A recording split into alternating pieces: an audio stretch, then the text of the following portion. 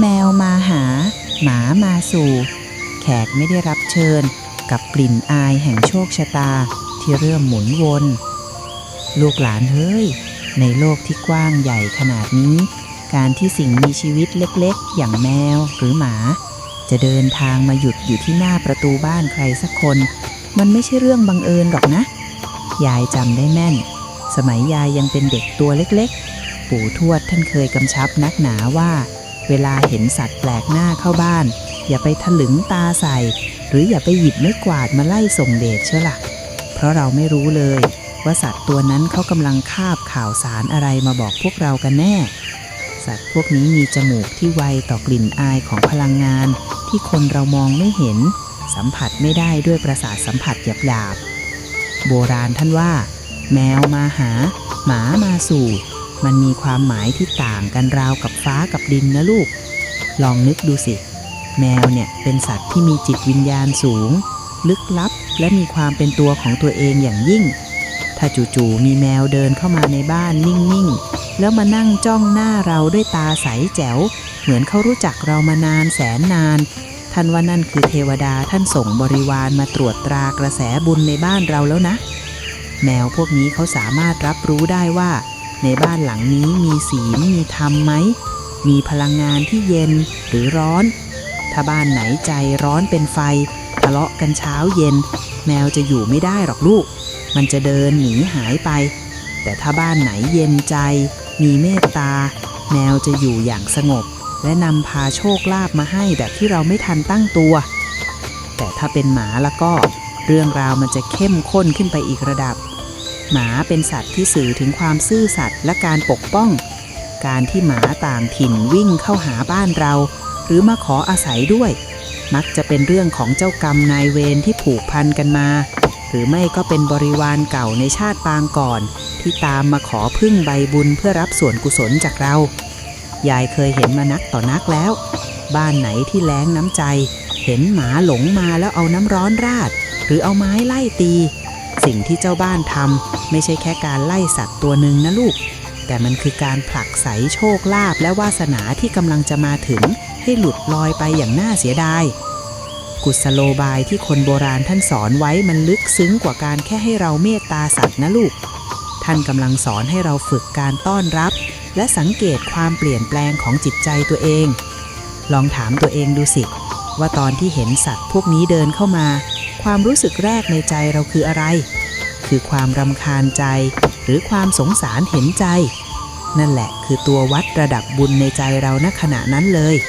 ถ้าเรามีใจที่เมตตานั่นคือสัญญาณว่าบุญเปิดพร้อมรับสิ่งดีๆแล้ว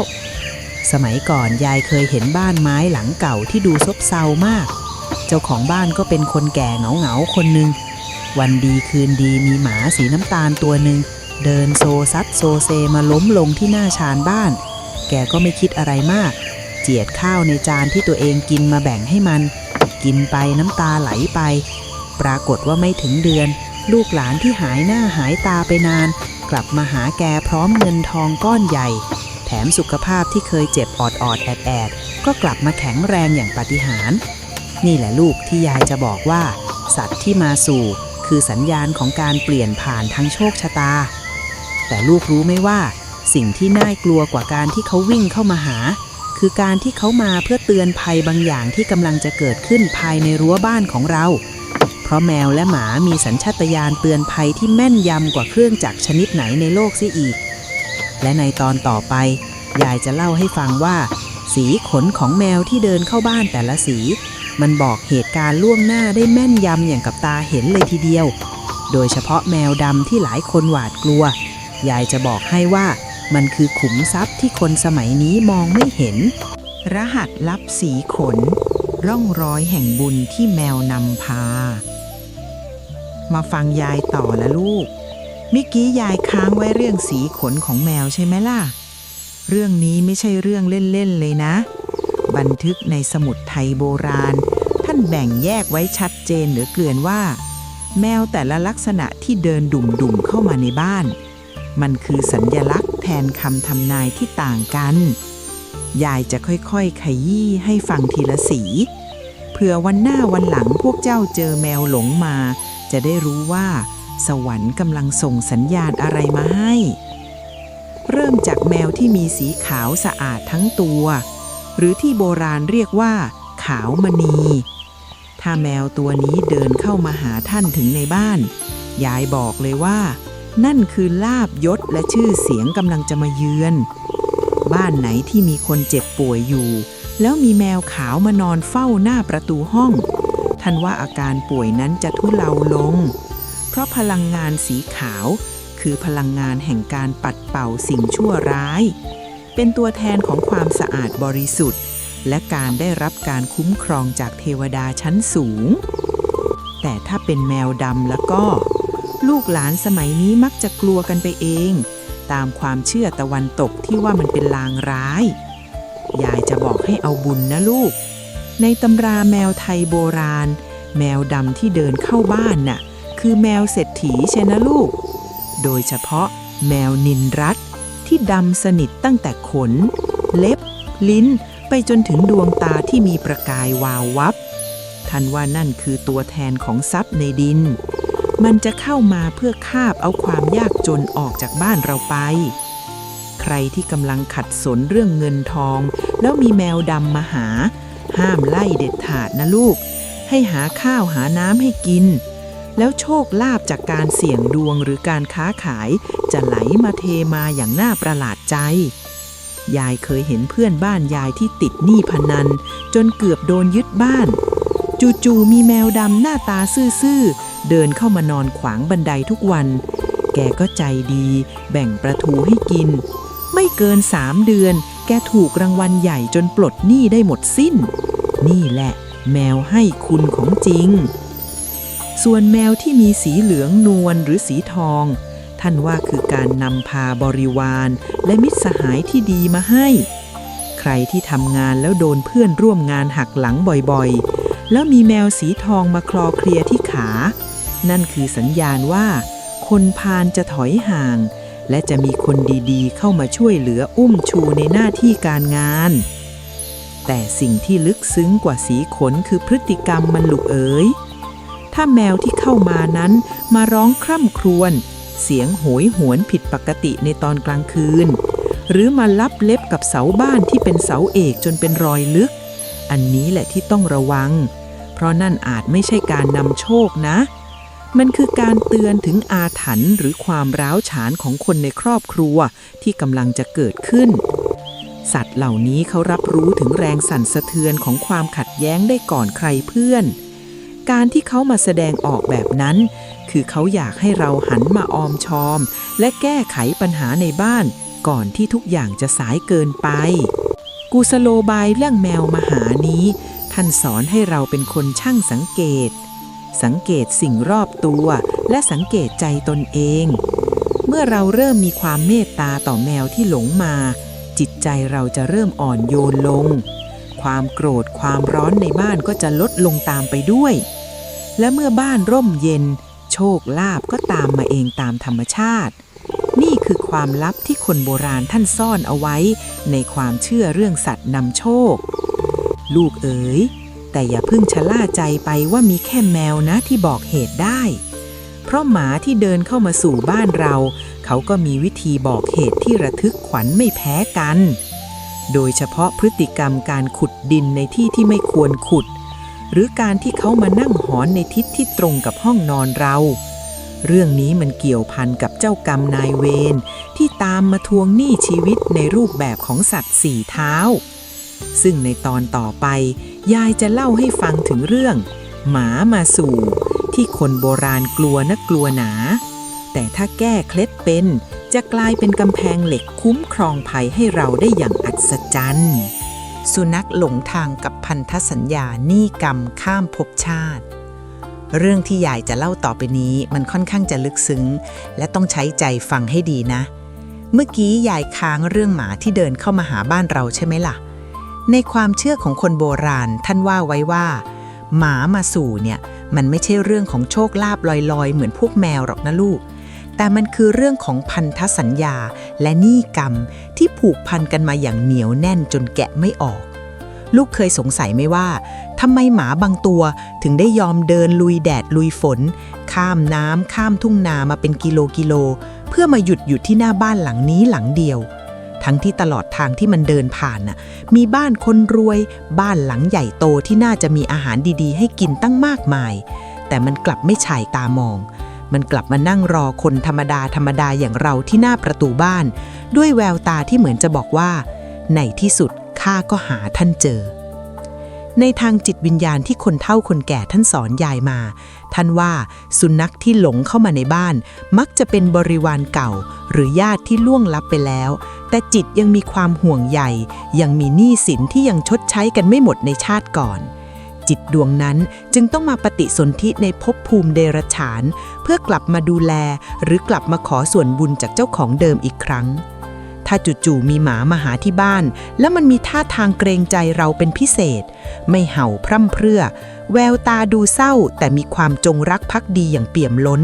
ท่านว่านี่คือบริวารกตัญญูที่ตามมาเพื่อรับเคราะห์แทนเจ้าของบ้านนะลูกนะลองสังเกตดูสิบางบ้านที่กำลังจะเจอเรื่องร้ายแรงจู่ๆหมาที่เพิ่งมาอยู่ใหม่นี่แหละที่มันจะแสดงอาการประหลาดเพื่อเตือนภัยหรือบางตัวก็ยอมสละชีวิตตัวเองขวางหน้าบ้านรับแรงประทะจากวิญญาณร้ายหรือเคราะห์กรรมที่จะเข้าตัวเจ้าของยายเคยเห็นมากับตาตัวเองสมัยยังเป็นสาวรุ่นมีบ้านหลังหนึ่งในหมู่บ้านเป็นคนใจบุญมากแต่ดวงชะตากำลังตกต่ำถึงขีดสุดวันดีคืนดีมีหมาขี้เรื้อนตัวหนึ่งเดินโซซัดโซเซมาล้มลงที่หน้าบันไดบ้านเขาเจ้าของบ้านสงสารก็เลยหาข้าวหาน้ำให้กินรักษาแผลจนหายโดยไม่รังเกียจปรากฏว่าคืนหนึ่งในขณะที่คนในบ้านสลบสนิทหมาตัวนั้นมันเห่ากระโชกอย่างรุนแรงจนคนทั้งบ้านตื่นขึ้นมาดูแล้วพบว่ามีงูจงอางยักษ์เลื้อยเข้ามาถึงกลางชานบ้านถ้าหมาตัวนั้นไม่เตือนไว้ป่านนี้คงมีคนโดนกัดถึงตายไปแล้วนี่แหละลูกที่เขาเรียกว่าหมามาเพื่อคุ้มภัยพลังงานของสัตว์พวกนี้เขาสามารถมองเห็นลางร้ายที่จะเกิดขึ้นกับเราได้ก่อนเครื่องมือใดๆในโลกแต่ลูกเอ๋ยมันก็มีอีกด้านที่ต้องระวังถ้าหมาที่มาหานั้นมีลักษณะท่าทางดุร้ายมาถึงก็เริ่มขุดดินอยู่หน้าบ้านขุดเป็นหลุมเป็นบ่อเหมือนจะฝังอะไรสักอย่างหรือมานั่งหอนนิ่งๆในทิศที่ตรงกับห้องนอนของคนเจ็บคนป่วยในบ้านอันนี้คือสัญญาณของเจ้ากรรมนายเวรที่ตามมาทวงหนี้ชีวิตท่านว่าดวงชะตาของคนในบ้านกำลังจะเข้าสู่ช่วงวิกฤตกรรมเก่าที่เคยทำไว้ในอดีตกำลังจะเดินมาเคาะประตูบ้านกลิ่นอายของความอัปมงคลจะโชยมากับลมที่สัตว์พวกนี้สัมผัสได้เร็วกว่าคนการที่หมามาสู่บ้านเราในลักษณะนี้โบราณท่านจึงกำชับนักหนาว่าไม่ให้ไปไล่ตีด้วยความโกรธแค้นเพราะการตีเขาเท่ากับการเพิ่มกรรมใหม่เข้าไปผูกมัดกันให้แน่นขึ้นไปอีกแต่ท่านให้แก้เคล็ดด้วยการแบ่งปันและอุทิศคือให้ข้าวให้พรหมตามกำลังที่มีแล้วอธิษฐานจิตบอกว่าเราขออโหสิกรรมสิ่งใดที่เคยล่วงเกินกันไว้ก็ขอให้จบกันไปในชาตินี้เถิดเพราะทำแบบนี้จากที่เขาจะนำพาความชิบหายมาให้เขากลับจะเปลี่ยนใจกลายเป็นเกราะคุ้มกันภัยให้เราแทนเพราะเขาสัมผัสได้ถึงกระแสเมตตาที่ลดลงไปในใจที่คุ้มแค้นของเขานอกจากเรื่องของหนี้กรรมแล้วลูกต้องสังเกตสีและลักษณะของหมาที่มาหาด้วยนะลูกหมาดำหมาขาวหมาด่างแต่ละอย่างมันบอกถึงกระแสพลังงานที่ต่างกันโดยสิ้นเชิงโดยเฉพาะหมาสี่ตาหรือหมาที่มีจุดแต้มที่คิ้ว2 จุดนะลูกเอ๋ยโบราณท่านกลัวนักกลัวหนาแต่ในขณะเดียวกันก็ศรัทธายิ่งนักเพราะเชื่อว่าเป็นสัตว์ที่มองเห็นโลกวิญญาณได้ทะลุปรุโปร่งยิ่งกว่าสัตว์ชนิดใดซึ่งเรื่องของหมาสี่ตานี้มันเกี่ยวพันกับความลับที่ซ่อนอยู่ใต้พื้นดินบ้านเราด้วยนะลูกอยากรู้ไหมล่ะว่าทำไมมันถึงชอบจ้องมองไปในที่ที่ไม่มีใครอยู่แล้วมันกำลังสื่อสารอะไรกับเราในยามค่ำคืนที่เงียบสงัดแบบนี้มายายจะขยี้เรื่องหมาสี่ตาให้ฟังต่อจากเมื่อกี้เลยลูกเรื่องนี้มันลี้ลับจนบางคนฟังแล้วอาจจะขนหัวลุกสู้ไปทั้งตัวความเชื่อเรื่องหมาสี่ตาเนี่ยมันมีมาแต่โบราณกาลแล้วลูกไม่ใช่แค่ในตำราไทยนะแต่นักปราชญ์รุ่นทวดท่านเคยบอกว่าหมาที่มีจุดแต้มมงกลม2 จุดเหนือตาเหมือนมีดวงตาเพิ่มมาอีกคู่นั้นคือสัตว์ที่ได้รับอนุญาตให้มองเห็นสิ่งที่ซ่อนอยู่ในเงาของมิติต่างๆ ถ้าวันดีคืนดีมีหมาสี่ตาเดินเข้ามาในรั้วบ้านเรา แล้วมันไม่ยอมไปไหนเอาแต่นั่งนิ่งๆจ้องไปที่มุมมืดของศาลาหรือจ้องขึ้นไปบนขือบนคานบ้านพร้อมกับทำเสียงครางหึๆในลำคอเหมือนกำลังคุยกับใครสักคนนั่นแหละลูกเอ๋ยยายบอกเลยว่าในบ้านเรามีแขกที่ไม่ได้รับเชิญที่เป็นวิญญาณสถิตอยู่แล้วหมาสี่ตาพวกนี้มันเหมือนเป็นเครื่องตรวจจับวิญญาณเคลื่อนที่ถ้าเขาสายหางแล้วเข้าไปคลอเคลียร์ในจุดที่ดูว่างเปล่าแสดงว่าจุดนั้นมีเทวดาอารักษ์หรือเจ้าที่เจ้าทางที่เมตตาคุ้มครองบ้านเราอยู่ท่านอาจจะมาปรากฏกายให้สัตว์เห็นเพื่อฝากพรมาให้เราแต่ถ้าเขาจ้องแล้วขนหัวลุกชันหูตูบหรือวิ่งหนีหางจุดตูดออกมาจากห้องไหนห้องหนึ่ง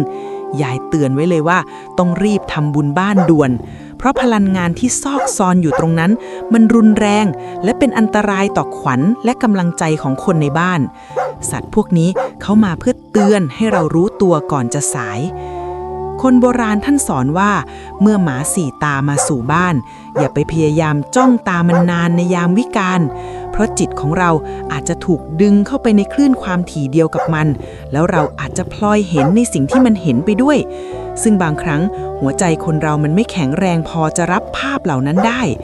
ท่านว่าจิตของสัตว์พวกนี้มันใสสะอาดกว่าคนมันรับคลื่นความถี่ของโลกวิญญาณได้ง่ายเหมือนเราเปิดวิทยุแล้วเจอสถานีพอดีการที่เขาเลือกมาอยู่บ้านเราในจังหวะที่ดวงเราตกหรือในจังหวะที่มีเรื่องไม่ดีเกิดขึ้น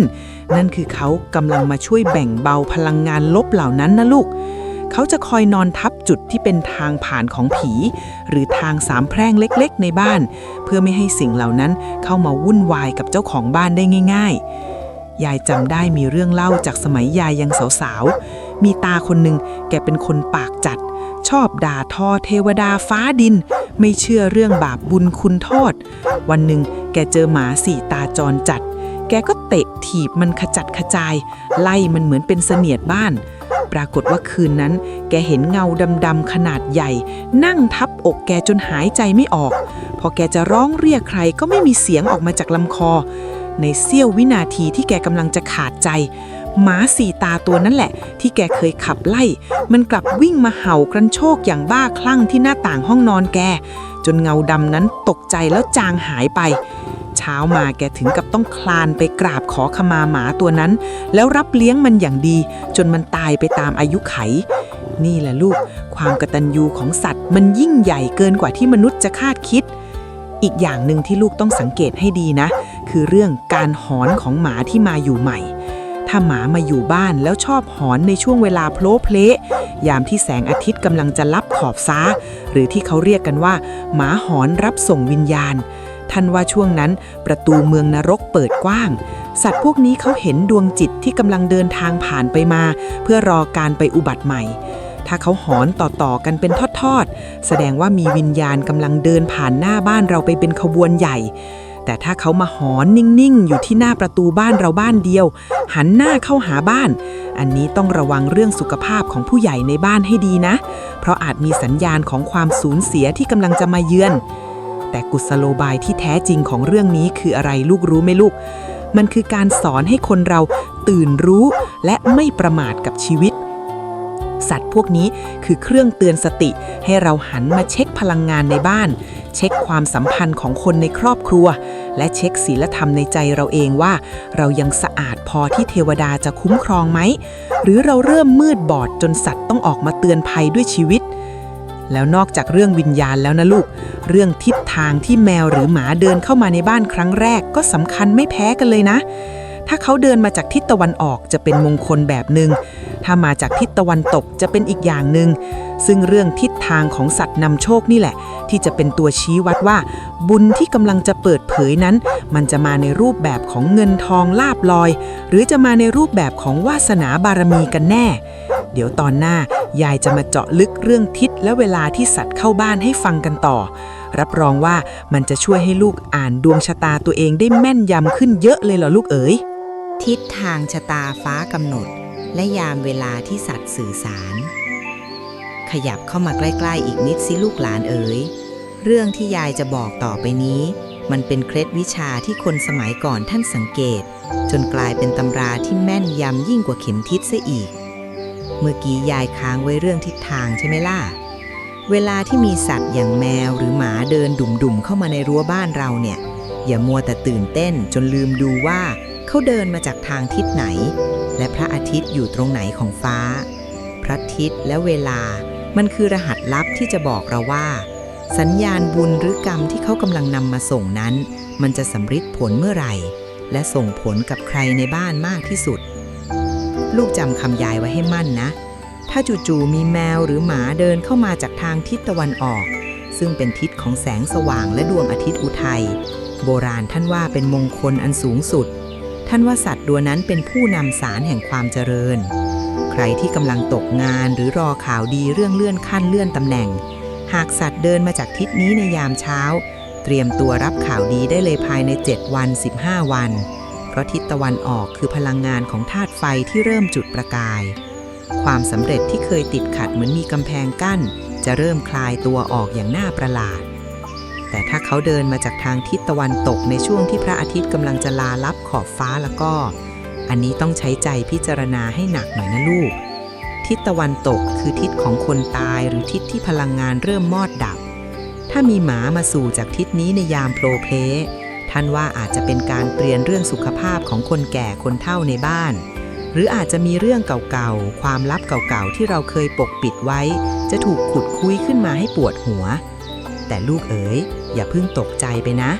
เพราะถ้าเราต้อนรับเขาด้วยความเมตตา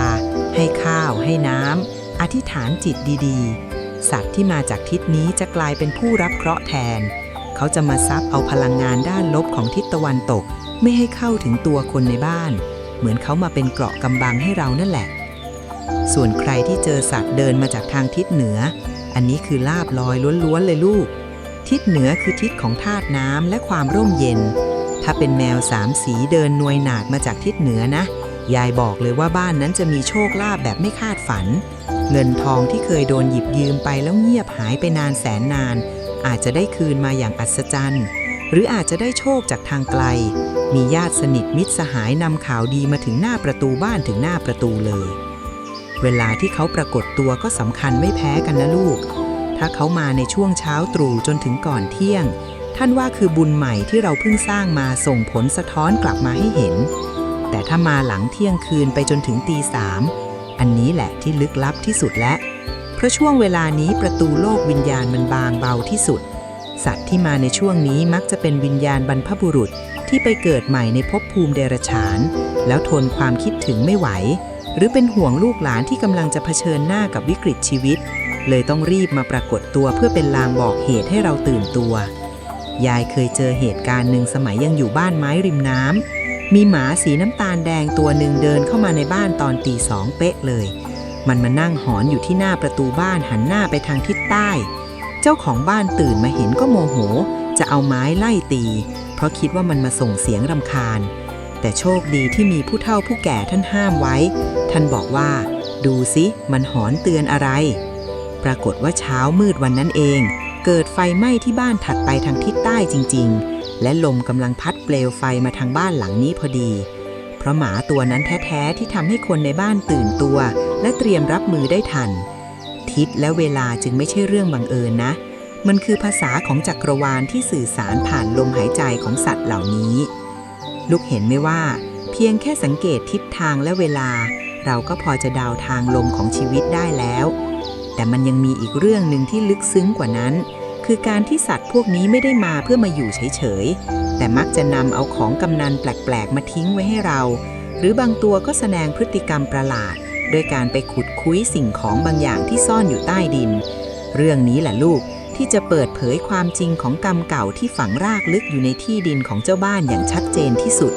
ซึ่งยายจะเล่าให้ฟังว่าของที่เขากาบมาให้นั้นมันคือทองหรือคือคำสาปกันแน่ในตอนต่อไปนะของกำนันจากสัตว์จรและการขุดรื้ออดีตที่ซ่อนอยู่มาฟังยายต่อละลูกเรื่องเมื่อกี้ยายทิ้งท้ายไว้เรื่องของกำนันใช่ไหมล่ะบางคนอาจจะขำหรืออาจจะรำคาญเวลาที่แมวหรือหมาที่เราเมตตาให้ข้าวให้ปลากิน แล้ววันดีคืนดีเขาก็คาบซากจิ้งจกคาบนกหรือแม้แต่คาบสิ่งของประหลาดมาวางไว้บนพรมหน้าบ้านหรือคาบมาวางไว้ตรงเท้าเราเลยตอนเรานั่งพักผ่อนคนสมัยใหม่มักจะมองว่ามันสกปรกรังเกียจจนต้องหยิบไม้กวาดมากวาดทิ้งแต่ในโลกของความเชื่อโบราณสิ่งนี้คือการทดแทนบุญคุณและเป็นสัญญาณของการเปลี่ยนถ่ายพลังงานที่ลึกซึ้งเหลือเกินยายจะบอกความลับให้เอาบุญนะลูกการที่แมวคาบซากสัตว์มาให้มันคือการที่เขากำลังบอกเราด้วยภาษาของเขาว่าข้าพเจ้าได้กำจัดศัตรูหรือสิ่งอัปมงคลออกไปจากบ้านท่านแล้วนะซากสัตว์เหล่านั้นเปรียบเสมือนตัวแทนของความอัปมงคลหรือเสนียดจันไรที่เคยสถิตอยู่ในซอกหลืบของบ้าน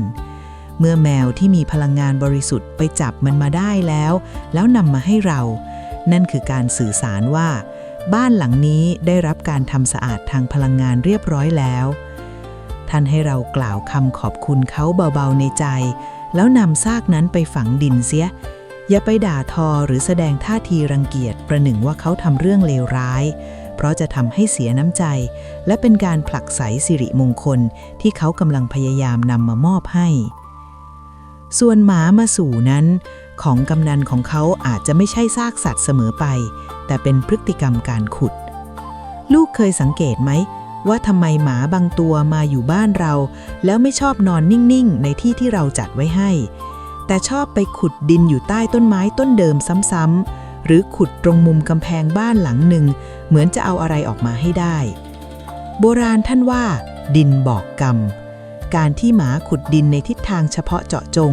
มักจะสื่อถึงสิ่งที่ถูกฝังไว้ในที่ดินหลังนี้มาตั้งแต่อดีตชาติหรืออาจจะเป็นสิ่งที่คนรุ่นก่อนลืมไว้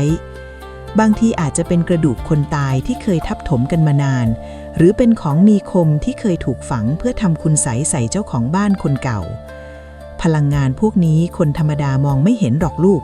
แต่หมามันรับรู้ถึงแรงสั่นสะเทือนที่ผิดปกติใต้อุ้งเท้าของมัน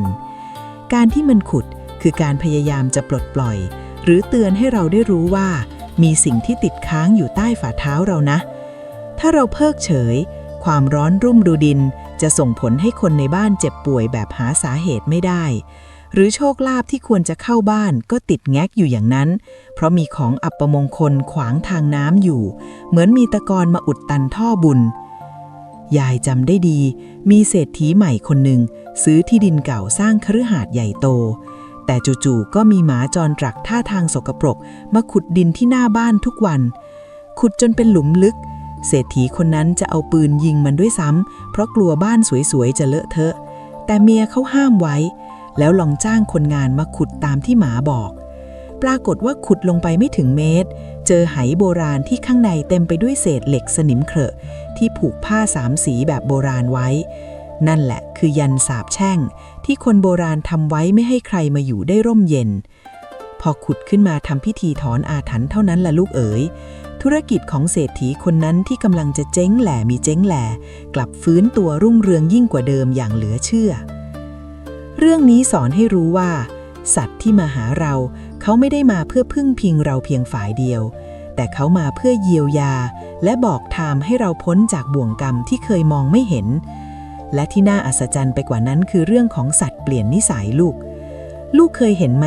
ว่าสัตว์บางตัวตอนมาใหม่ๆดุร้ายอย่างกับเสือแต่พออยู่ไปสักพักกลับเชื่องและทำตัวเหมือนคนในครอบครัว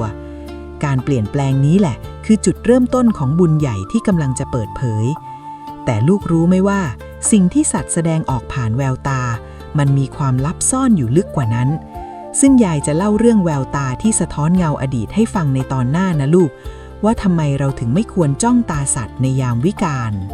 แววตาที่สะท้อนเงาอดีตและการเปลี่ยนแปลงทางจิตวิญญาณเมื่อกี้ยายค้างไว้เรื่องที่ว่าทำไมเราถึงไม่ควรจ้องตาสัตว์ในยามวิกาลใช่ไหมล่ะลูกเอ๋ย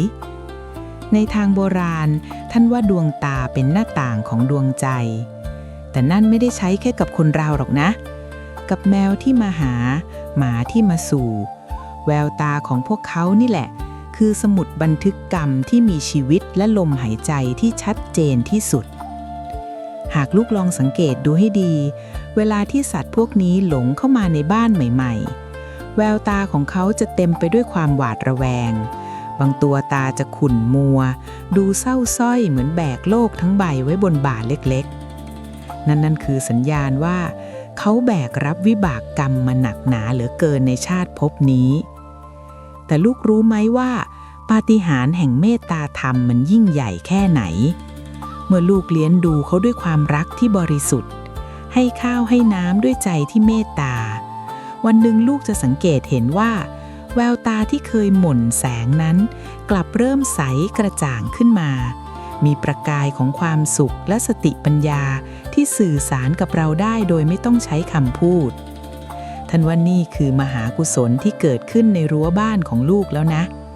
พลังงานแห่งความรักของลูกได้ไปฟอกล้างรอยกรรมในใจของสัตว์ตัวนั้นและในขณะเดียวกันสัตว์ตัวนั้นก็ได้ทำหน้าที่เป็นกระจกสะท้อนว่าจิตใจของเจ้าของบ้านหลังนี้มีความสว่างไสวเพียงใดการที่สัตว์เปลี่ยนนิสัยจากดุร้ายเป็นเชื่องหรือจากซึมเศร้าเป็นร่าเริงมันคือสัญญาณบอกเหตุว่าพลังงานลบที่เคยตกค้างอยู่ในบ้านกำลังถูกเปลี่ยนให้เป็นพลังงานบวกพลังนี้มันมีอานุภาพมากนะลูกมันสามารถเปลี่ยนบ้านที่เคยร้อนรุ่มดั่งไฟให้กลายเป็นบ้านที่เย็นฉ่ำเหมือนน้ำในโอ่งดินยายเคยเห็นมานักต่อนักแล้วบางบ้านผัวเมียทะเลาะกันเช้าเย็นพูดคำด่าคำจนเพื่อนบ้านส่ายหัวพอมีแมวหลงมาตัวหนึ่งทั้งคู่กลับหันมาคุยกันเรื่องแมวเริ่มมีรอยยิ้มให้กันเพราะความน่าเอ็นดูของเจ้าสัตว์หน้าขนนี่แหละที่เขาเรียกว่าสัตว์มาเพื่อสมานรอยร้าวกรรมเก่าที่เคยเป็นคู่ขัดแย้งกันมาก็เบาบางลงเพราะมีโซ่ทองคล้องใจเป็นเจ้าสัตว์หน้าขนเหล่านี้แต่อีกอย่างที่ยายอยากให้ลูกสังเกตให้ดีเป็นพิเศษคือพฤติกรรมการจ้องมองของเขาในยามดึกถ้าจู่ๆแมวที่เคยขี้อ้อนกลับลุกขึ้นมานั่งตัวตรงแนวจ้องเขม็งไปที่หน้าประตูบ้านหรือจ้องมองไปในทิศที่มืดสนิทหลังบ้านโดยไม่กระพริบตาเป็นเวลานานๆทันวันนั่นคือเขากำลังตรึงพลังงานไม่ให้สิ่งชั่วร้ายหรือสิ่งอัปมงคลเข้ามารบกวนลูกหลานในยามที่กำลังหลับไหลสัตว์พวกนี้เขามีสมาธิที่แน่วแน่และมีสัมผัสที่ไวต่อแรงสั่นสะเทือนของวิญญาณมากกว่าคนเรานักการจ้องของเขาคือการสร้างเกราะป้องกันภัยที่มองไม่เห็นยายถึงบอกเสมอว่าอย่าไปดุหรือไปไล่เวลาเขาทำท่าแปลกๆเพราะเขาอาจกำลังสู้กับสิ่งที่ลูกมองไม่เห็นเพื่อปกป้องลมหายใจของคนในบ้านอยู่ก็ได้คนโบราณท่านยังสอนไว้อีกว่าการที่สัตว์มาหาเราแล้วเรามีใจเมตตาดูแลเขาจนเขาเปลี่ยนไปในทางที่ดีขึ้นมันคือการฝึกจิตใจเราให้รู้จักการให้ที่บริสุทธิ์ที่สุดเพราะสัตว์พูดไม่ได้เขาขอบคุณเราเป็นคำพูดไม่ได้เราให้เพราะเราอยากให้จริงๆไม่ได้หวังว่าเขาจะเอาเงินทองมาคืนและความบริสุทธิ์ใจนี้เองที่ไปดึงดูดเทวดาใจดีหรือสิ่งศักดิ์สิทธิ์ให้เข้ามาสถิตอยู่ในบ้านหลังนั้นยิ่งเจ้าสัตว์เหล่านั้นมีลักษณะแปลกๆเช่นมีเล็บเกินมา1 นิ้วหรือมีถางขอดถางม้วนท่านว่านั่นคือพญาสัตว์ที่อาจจะแฝงกายมาเพื่อทดสอบใจคนว่ายังมีความเป็นมนุษย์ที่สมบูรณ์อยู่หรือไม่สิ่งที่น่าอัศจรรย์ใจที่สุดคือเรื่องของสัตว์ที่รู้ล่วงหน้าลูกเคยเห็นไหมว่าก่อนที่จะมีโชคลาภก้อนใหญ่เข้ามาหรือแม้แต่ก่อนที่จะเกิดเรื่องเศร้าสัตว์พวกนี้จะมีพฤติกรรมที่เปลี่ยนไปอย่างสิ้นเชิงแบบหน้ามือเป็นหลังมือบางตัวอาจจะขี้อ้อนขึ้นเป็นพิเศษเหมือนจะมาบอกลาหรือบางตัวอาจจะร่าเริงผิดปกติเหมือนจะฉลองชัยชนะให้เราล่วงหน้าซึ่งเรื่องนี้มันเกี่ยวพันกับกระแสจิตที่เชื่อมโยงกันระหว่างเจ้าของกับสัตว์และที่น่าตื่นเต้นยิ่งกว่านั้นคือเรื่องของการฝันถึงสัตว์ตัวนั้นก่อนที่เขาจะมาปรากฏตัวจริงๆซึ่งเรื่องนี้แหละที่ยายจะขยี้ให้ฟังในตอนถัดไปว่านิมิตจากความฝันมันเชื่อมต่อกับความจริงในวันรุ่งขึ้นได้อย่างไรนิมิตก่อนการมาเยือนและการเชื่อมต่อผ่านความฝันเรื่องนี้มันยิ่งกว่านิยายที่เขาแต่งกันเสียอีกเคยเป็นกันบ้างไหมคืนหนึ่งเราฝันเห็นแมวสีทองอร่ามมานั่งอยู่บนหัวนอนหรือฝันเห็นหมาตัวใหญ่ใจดี วิ่งนำทางเราไปในที่สว่างๆที่เราไม่เคยไปมาก่อนพอตื่นเช้ามาไม่กี่วันกลับมีสัตว์ที่มีลักษณะคล้ายในฝันเป๊ะเดินเข้ามาในบ้านจริงๆเรื่องนี้โบราณท่านเรียกอย่างลึกซึ้งว่านิมิตบอกเหตุหรือการสื่อสารข้ามมิติแห่งจิตวิญญาณสัตว์ที่มาหาเราในชีวิตจริงหลังจากที่เขาไปเข้าฝันเราก่อนนั้นท่านว่าเป็นสัตว์ที่มีวาสนาผูกพันต่อกันอย่างแรงกล้าเป็นวิญญาณที่ตั้งใจเลือกเราเป็นเจ้าของโดยเฉพาะความฝันเหล่านั้นไม่ใช่เรื่องบังเอิญที่สมองคิดไปเองนะลูกแต่มันคือการปรับจูนความถี่ของจิตเราให้พร้อมรับการเปลี่ยนแปลงที่กำลังจะเกิดขึ้นถ้าในฝันลูกรู้สึกอบอุ่นใจมีความสุขนั่นแปลว่าสัตว์ตัวที่กำลังจะมาจะนำพาโชคลาภวาสนาและโอกาสใหม่ๆในชีวิตมาให้แต่ถ้าในฝันลูกรู้สึกกลัวตกใจหรือเห็นสัตว์ตัวนั้นบาดเจ็บนั่นคือคำเตือนที่สวรรค์ส่งมาบอกว่าจงเตรียมรับมือกับบททดสอบครั้งใหญ่ที่กำลังจะมาถึงและสัตว์ที่ปรากฏตัวตามมาในโลกความจริงนั่นแหละจะเป็นตัวแปรหรือเป็นผู้ช่วยที่จะพาให้ลูกผ่านพ้นวิกฤตนั้นไปได้ยายจำได้แม่นมีโยมคนหนึ่งมาเล่าให้ยายฟังด้วยท่าทางตื่นเต้นว่าแกฝันเห็นแมวสีสวาดมานอนขดอยู่ในตู้เซฟที่บ้านในฝันแมวตัวนั้นพูดกับแกด้วยนะบอกว่าไม่ต้องห่วงนะฉันมาเฝ้าทรัพย์ไว้ให้แล้วพอรุ่งขึ้นมีแมวสีสวาดหลงมาที่หน้าบ้านจริงๆโยมคนนั้นเขาก็ใจอ่อนรับเลี้ยงไว้แบบไม่ลังเลปรากฏว่าปีนั้นทั้งปีธุรกิจที่แกเคยบ่นว่าซบเซาจนจะเจ๊งแหลมมิเจ๊งแหล่กลับพลิกฟื้นมีกำไรมหาศาลมีลูกค้าเก่าๆกลับมาอุดหนุนอย่างไม่น่าเชื่อนี่แหละลูกที่เขาเรียกว่าสัตว์นำโชคจากนิมิตเขามาเพื่อทำหน้าที่ตามที่จิตวิญญาณของเขาได้บอกไว้ในฝันนั่นเองนอกจากนี้การที่เราฝันเห็นสัตว์ที่เคยเลี้ยงในอดีตซึ่งล่วงลับไปแล้วกลับมาหาในร่างของสัตว์ตัวใหม่ที่เพิ่งหลงเข้ามาก็เป็นเรื่องที่พบบ่อยมากลูกเอ๋ยโบราณท่านว่าจิตวิญญาณนั้นมีความผูกพันกันสูงเหลือเกินเขาอาจจะยังไม่ไปเกิดในภพภูมิที่สูงขึ้นแต่เลือกที่จะกลับมาวนเวียนดูแลเราในร่างเดรัจฉานอีกครั้งเพื่อรอเวลาที่จะไปพร้อมกับบุญกุศลที่เราอุทิศให้การที่เรารับเลี้ยงและเมตตาสัตว์หลงเหล่านี้จึงไม่ใช่แค่การให้ข้าวให้น้ำไปวันๆลูกแต่มันคือการทำพิธีกรรมส่งดวงวิญญาณให้ไปสู่ภพภูมิที่ดีขึ้นผ่านทางเมตตาจิตของเราเองแต่อย่าลืมนะลูกการสังเกตพฤติกรรมหลังการมาเยือนก็สำคัญไม่แพ้กันถ้าเขาเข้ามาแล้วชอบไปนอนในที่สูงเช่นบนตู้ไม้เก่าหรือบนชั้นที่อยู่เหนือหัวเราขึ้นไปท่านว่านั่นคือสัตว์ที่มีบารมีสูงเขามาเพื่อข่มขลังและสะกดสิ่งอัปมงคลที่มองไม่เห็นในบ้านแต่ถ้าเขาชอบไปแอบนอนตามมุมอับหรือซุกตัวอยู่ใต้เตียงในจุดที่มืดที่สุดท่านว่าเขากำลังทำหน้าที่เหมือนเครื่องดูดฝุ่นทางวิญญาณคอยเก็บกวาดพลังงานเน่าเสียที่ตกค้างอยู่ในที่เหล่านั้นให้เราเพื่อให้บ้านสะอาดบริสุทธิ์ขึ้นสิ่งที่ยายอยากจะย้ำนักย้ำหนาก็คือเมื่อสัตว์มาสู่บ้านแล้วมีนิมิตบอกเหตุแบบนี้ลูกต้องหมั่นทำบุญกรวดน้ำอุทิศส่วนกุศลให้เจ้าที่เจ้าทางและเจ้ากรรมนายเวรของสัตว์ตัวนั้นด้วยนะลูกเพราะบางทีเขาอาจจะมาไม่แค่ตัวเดียวแต่อาจจะนำพาเจ้ากรรมนายเวรของเขาตามมาด้วยการทำบุญจะช่วยให้ทุกอย่างราบรื่นขึ้นและในตอนหน้ายายจะเล่าถึงเรื่องที่น่าระทึกและสะเทือนใจยิ่งกว่านั้นนั่นคือเรื่องของสัตว์ที่มาเพื่อขวางกั้นความตายหรือที่โบราณเรียกว่าสัตว์รับเคราะห์แทนเจ้าของซึ่งเป็นเรื่องที่พิสูจน์ให้เห็นถึงอานุภาพแห่งความกตัญญูที่สัตว์มีต่อผู้มีพระคุณได้อย่างชัดเจนและน่าเกรงขามที่สุดอัศจรรย์แห่งการเสียสละเมื่อสัตว์ยอมพลีชีพรับเคราะห์แทนเจ้าของสิ่งที่ยิ่งใหญ่กว่าการมาเพื่อบอกโชคลาภคือการมาเพื่อสละชีวิตยายอยากให้พวกเจ้านึกภาพตามนะบางครั้งชีวิตคนเรามันก็เหมือนแขวนอยู่บนเส้นได้กรรมเก่าบางอย่างที่มันหนักหนาสาหัสจนถึงขั้นต้องเสียเลือดเสียเนื้อหรือถึงขั้นต้องลาจากโลกนี้ไป แต่วันหนึ่งจู่ๆก็มีหมาหลงหรือแมวมาสู่บ้านเราแล้วเขาก็มาทำหน้าที่เป็นกำแพงมนุษย์ในร่างสัตว์4 เท้าเพื่อรับแรงกระแทกจากพญามัจจุราชแทนเราในตำราโบราณท่านเรียกสิ่งนี้ว่าสัตว์รับเคราะห์หรือตัวตายตัวแทนลูกเอ๋ยจิตวิญญาณของสัตว์ที่มาสู่บ้านเราด้วยวาสนาผูกพันนั้นเขามีสัมผัสที่ไวต่อเงาดำหรือพลังงานมรณะที่คนทั่วไปมองไม่เห็น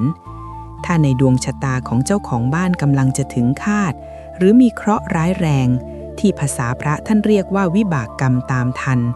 สัตว์พวกนี้เขาจะรู้ก่อนล่วงหน้าและด้วยความกตัญญูที่เขามีต่อผู้ที่ให้ข้าวให้น้ำให้ที่ซุกหัวนอนเขาจะใช้ร่างของเขาเป็นเครื่องสังเวยเพื่อขวางกั้นกระแสพลังงานนั้นไว้ยายเคยเห็นมากับตาตัวเองสมัยที่ยายยังเป็นสาวรุ่นมีบ้านหลังหนึ่งในหมู่บ้านเรานี่แหละลูกชายเขากำลังจะบวชทดแทนคุณพ่อแม่แต่โบราณท่านว่า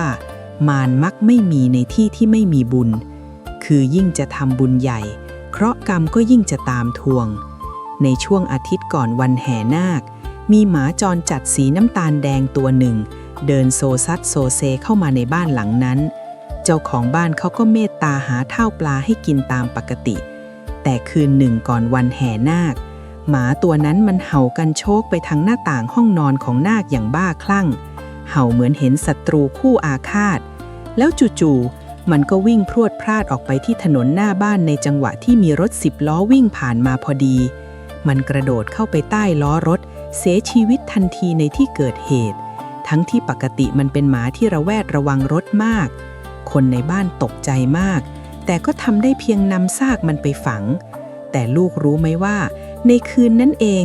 มีหมอดูตาบอดเดินธุดงค์ผ่านมาแล้วทักว่าเคราะห์ใหญ่ที่ควรจะเกิดกับนาคหมาตัวนั้นมันคาบเอาไปฝังดินให้แล้วนะนี่แหละลูกที่เขาเรียกว่าสัตว์สละชีพเพื่อต่ออายุไขให้คนลูกหลานเอ้ยความรักของสัตว์ที่มาสู่เราเนี่ยมันบริสุทธิ์นักนะเขาไม่มีปากมีเสียงที่จะมาบอกเราเป็นคำพูดได้ว่าระวังนะเจ้านายเคราะห์กำลังจะมาแต่เขาเลือกที่จะแสดงออกด้วยการกระทำที่แลกด้วยลมหายใจกุลโสบายที่คนโบราณท่านสอนไว้เมื่อเกิดเหตุการณ์แบบนี้คือท่านห้ามเราเอาแต่โศกเศร้าจนเสียงานเสียการแต่ท่านให้รีบทำบุญใหญ่ในทันทีเพราะแรงกรรมที่ถูกขวางไว้มันเพียงแค่ถูกชะลอไว้ด้วยชีวิตของสัตว์ตัวนั้นเราต้องรีบส่งบุญไปให้วิญญาณของเขาและใช้บุญนั้นมาเป็นเกราะกำบังตัวเราต่อในระยะยาว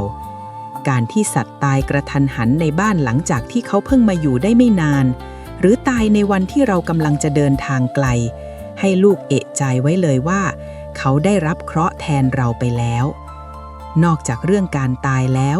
การที่สัตว์มาสู่แล้วเจ็บป่วยเรื้อรังทั้งที่เราเลี้ยงดูอย่างดีก็เป็นอีกสัญญาณหนึ่งนะลูก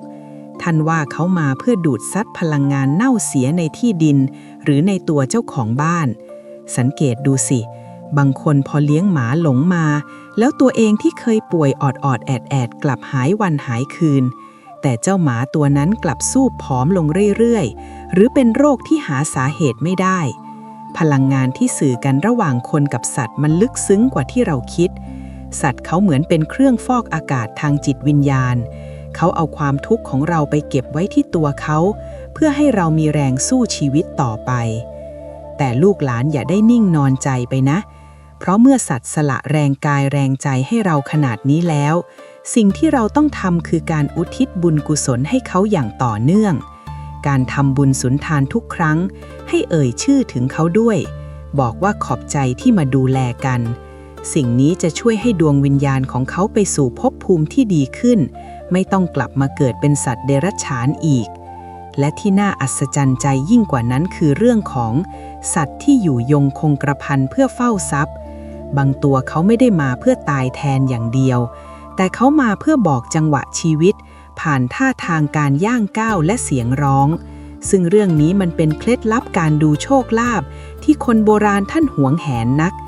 ยายจะขยี้เรื่องความลับของเสียงและจังหวะในตอนต่อไปว่ามันจะบอกข่าวดีเรื่องเงินทองให้เราได้อย่างไรแบบแม่นยำอย่างกับตาเห็น จังหวะย่างก้าวและเสียงร้องนำทางโชคการถอดรหัสลับเพื่อเรียกทรัพย์เข้าบ้านทีนี้เรามาเปลี่ยนบรรยากาศมาดูเรื่องที่เบิกบานใจกันบ้างดีกว่าคือเรื่องของเสียงและท่าทางที่สัตว์เหล่านั้นสื่อสารกับเราในทุกๆวันลูกรู้ไหมว่าเวลาแมวร้องหรือเวลาหมาเห่ามันไม่ใช่แค่การขอข้าวขอน้ำธรรมดาอย่างที่เด็กสมัยนี้เข้าใจหรอกนะแต่มันมีจังหวะและโทนเสียงที่เป็นมงคลซ่อนอยู่คนโบราณท่านสอนให้เราเป็นคนหูไวตาไวฟังเสียงแมวที่มาหาให้ดีถ้าวันไหนมันเดินเข้ามาคลอเคลียแล้วร้องเมี้ยวสั่นๆ2 ครั้งซ้อนๆกันตอนที่มันจ้องหน้าเราในยามเช้าท่านว่านั่นคือการเรียกทรัพย์มันเป็นการส่งสัญญาณว่ากระแสบุญในตัวเรากำลังดึงดูดโชคลาภเข้ามาในทิศทางที่ถูกต้องแล้วแต่ถ้ามันมาร้องยาวๆโหยหวนนิ่งๆจ้องไปที่หิ้งพระหรือศาลพระภูมิหรือแม้แต่ตามมุมบ้านที่มืดสลัวอันนี้ท่านว่าเขามาเตือนให้เราทำบุญให้เจ้าที่เพราะท่านกำลังอยากได้ส่วนบุญจากเราเพื่อจะแลกกับการให้พรใหญ่แก่บ้านเราสัตว์พวกนี้เขาเหมือนเป็นสื่อกลางหรือสายใยเชื่อมต่อระหว่างเรากับสิ่งศักดิ์สิทธิ์ที่มองไม่เห็นพลังงานของสัตว์มันซื่อตรงและใสสะอาดกว่าใจคนเยอะลูกเอ้ยส่วนเรื่องของหมานะลูกถ้าเข้ามาอยู่แล้วชอบทำเสียงฮึในลำคอเวลาเราคุยด้วยเหมือนเขารับรู้และพยายามจะตอบโต้อย่างมีเหตุมีผลท่านว่านั่นคือสัตว์ที่ใกล้จะหลุดพ้นจากภพภูมิเดรัจฉานแล้วเขามาอยู่กับเราเพื่อมาเอาไอคนหรือมาเรียนรู้วิถีของการเป็นมนุษย์เป็นชาติสุดท้ายก่อนจะไปเกิดใหม่เป็นคนจริงๆในชาติต่อไปสัตว์แบบนี้เลี้ยงไว้จะมีแต่ความเจริญเพราะเขามีปัญญาทางธรรมที่สูงทีนี้มาดูเรื่องของการเดินกันบ้างลูกเอ้ยเรื่องนี้ยายชอบนักหนาลูกเคยสังเกตไหมว่าแมวบางตัวเดินย่องเบาหวิวเหมือนเท้าไม่แตะพื้นแต่บางตัวเดินสายอาดเหมือนเสือโครงเจ้าป่าถ้าแมวหลงมาบ้านเราแล้วเดินนวยนาฏทิ้งจังหวะการย่างเท้าอย่างสง่างามหางชูชันเป็นรูปเบ็ดท่านว่าบ้านนั้นจะมีวาสนาบารมีจะมีคนนับหน้าถือตามีอำนาจการปกครองบริวารดีเยี่ยม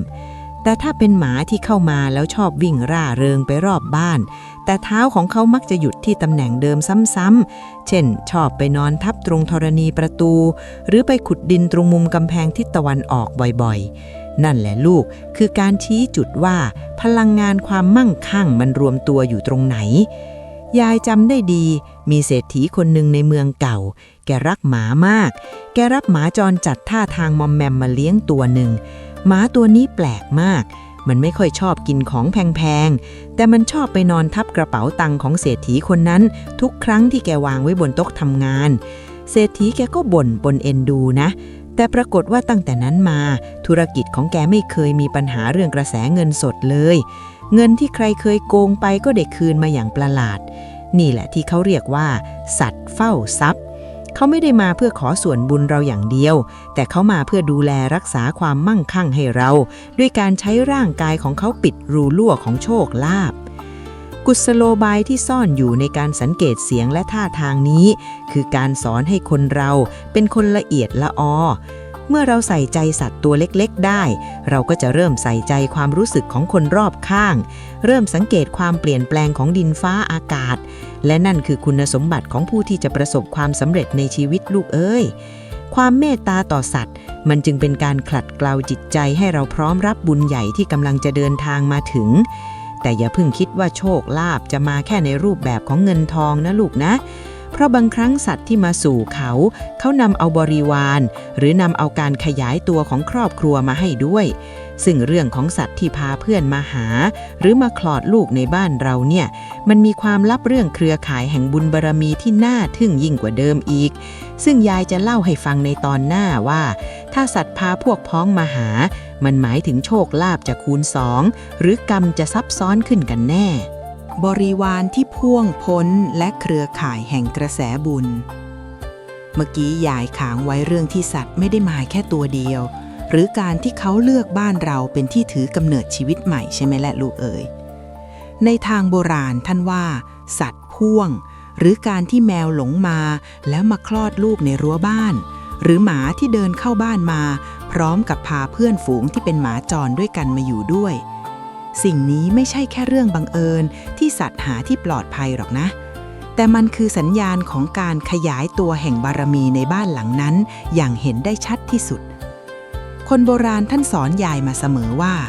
ถ้าบ้านไหนมีสัตว์หลงมาอยู่แล้วเขาอยู่ดีกินดีจนถึงขั้นออกลูกออกหลานในเขตบ้านเราท่านว่าบ้านนั้นกำลังจะมีกินมีใช้ไม่รู้จบพลังงานแห่งการก่อกำเนิดมันคือพลังงานที่สะอาดและยิ่งใหญ่ที่สุดในจักรวาลเลยนะลูกลองสังเกตดูสิบ้านไหนที่แมวมาออกลูกใต้ตู้หรือในที่ลับตาคนในบ้านนั้นมักจะมีข่าวดีเรื่องการมีบุตรหลานเพิ่มพูนหรือมีบริวารที่ดีเข้ามาช่วยเหลือกิจการงานการที่สัตว์เลือกบ้านเราเป็นที่กำเนิดชีวิตใหม่นั่นแปลว่าเขาสัมผัสได้ถึงความปลอดภัยและกระแสเมตตาที่หนาแน่นพอที่จะปกป้องชีวิตใหม่ที่ยังอ่อนแอได้ถ้าบ้านไหนร้อนรุ่มมีแต่เสียงด่าทอสัตว์พวกนี้เขาจะไม่เลือกคลอดลูกที่นั่นเด็ดขาดเพราะเขากลัวว่าลูกของเขาจะได้รับพลังงานที่หยาบกระด้างนั่นเองแต่ในทางกลับกันถ้าสัตว์พาเพื่อนหรือสัตว์ต่างชนิดมาอยู่ด้วย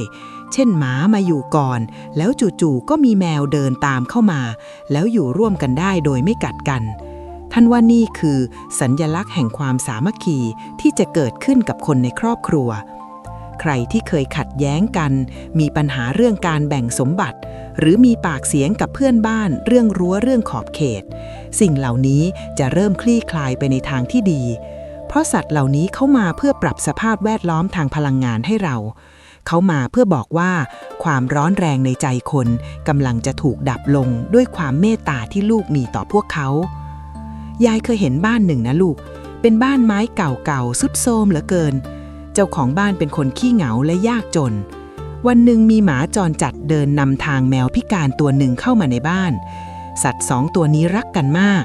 นอนด้วยกันกินด้วยกันเจ้าของบ้านเขาก็เมตตาเลี้ยงดูตามอัตภาพที่เขามีปรากฏว่าไม่นานนักมีคนมาขอซื้อที่ดินผืนที่เขาอยู่นั้นด้วยราคาที่สูงลิบดิ้วอย่างที่ไม่เคยคิดมาก่อนจนเขาสามารถสร้างบ้านใหม่และเลี้ยงดูสัตว์พวกนี้ได้อย่างสุขสบายไปจนแก่ตายนี่แหละลูกที่เขาเรียกกันว่าสัตว์รวมพลังบุญกุศโลบายที่ซ่อนอยู่ในการที่สัตว์พาเพื่อนมาหานี่คืออะไรลูกรู้ไหมท่านกำลังสอนให้เราเปิดใจให้กว้างขึ้นกว่าเดิมท่านสอนว่าถ้าเราช่วย1 ชีวิตได้เราย่อมมีกำลังพอจะช่วยชีวิตที่2 และ 3ได้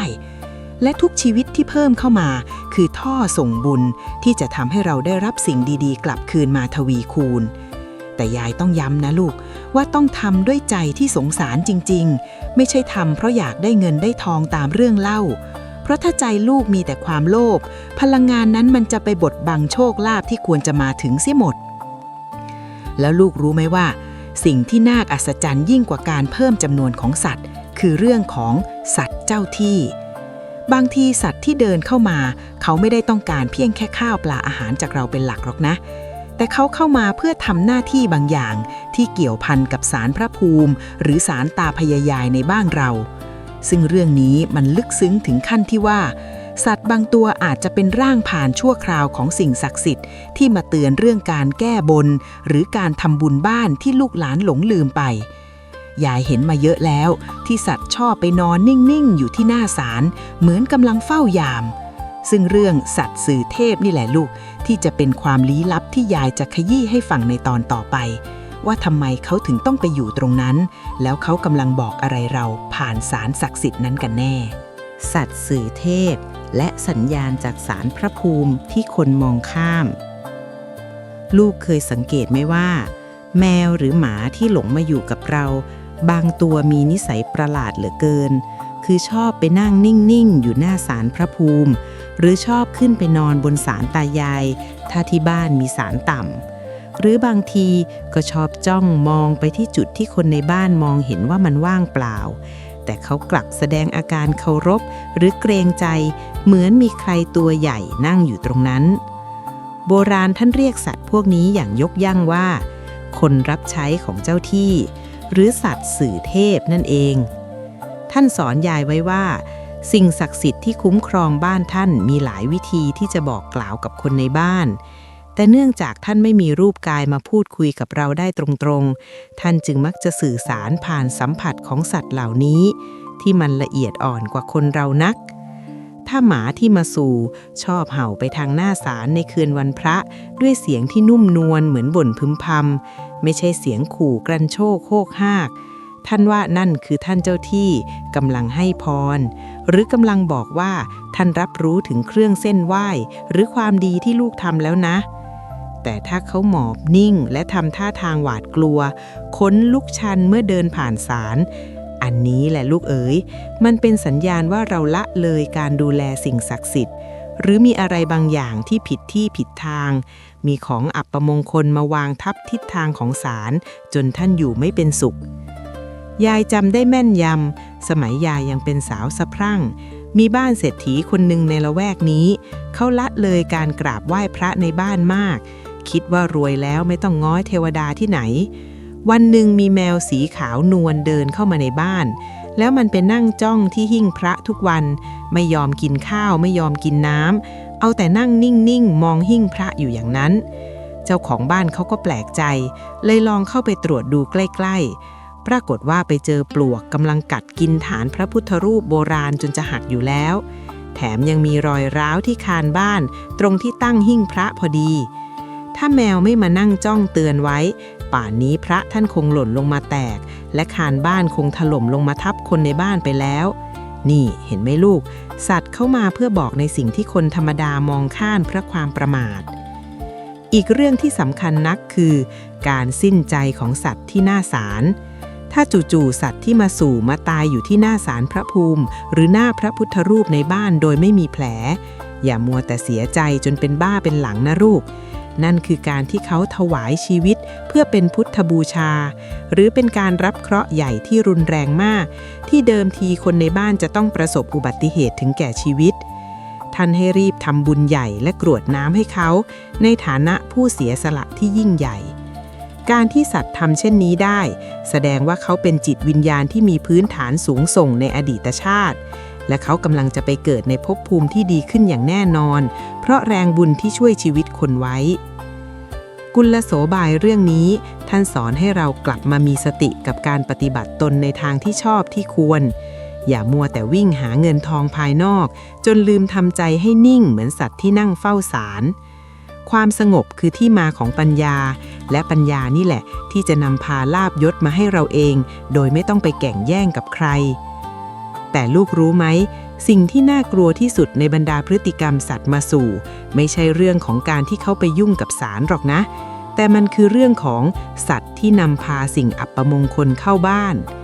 บางทีเขาไม่ได้คาบมาเพื่อขอบคุณแบบที่ยายเล่าไปในตอนก่อนๆแล้วแต่เขาคาบมาเพื่อแฉความผิดของใครบางคนในบ้านหรือคาบมาเพื่อบอกว่ามีคุณไสยหรือของไม่ดีถูกส่งมายังบ้านหลังนี้จากคนภายนอกซึ่งเรื่องของต้องสาปที่สัตว์นำมาบอกนี่แหละจะเป็นจุดหักเหที่น่าระทึกใจที่สุดของครอบครัว